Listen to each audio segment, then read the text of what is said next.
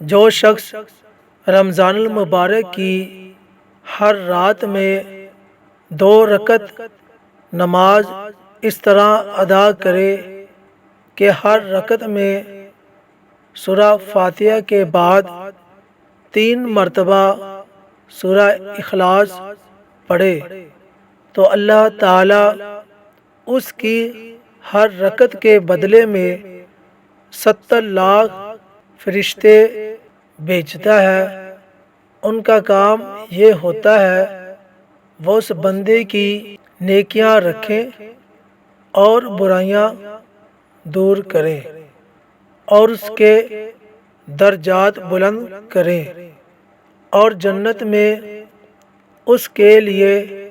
شہر اور محل بنائے اور باغات کی پرورش کریں۔ اس کے علاوہ ہر رکعت کے عوض اللہ تعالی اس کو ایک مقبول حج کا ثواب بھی عطا فرماتا ہے۔ اور پھر اسی طرح جو ہر شب کو سحری کے بعد 2 رکعت نماز پڑھے اور ہر رکعت میں سورہ فاتحہ کے بعد 25 مرتبہ سورہ اخلاص پڑھے تو رات کے ثواب کا جو اوپر ذکر ہوا دونا یعنی ڈبل ثواب پائے گا۔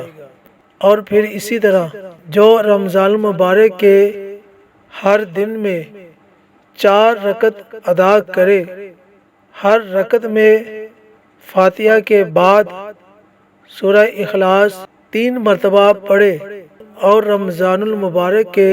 ہر جمعہ مبارکہ کو 10 رکعتیں اس طرح پڑھے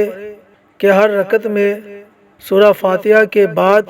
11 مرتبہ سورہ اخلاص پڑھے تو سرکار مدینہ صلی اللہ تعالی علیہ وآلہ وسلم نے ارشاد فرمایا ہے کہ اس نماز کے پڑھنے والے کے لیے 10,000 شہیدوں کا ثواب لکھا جائے گا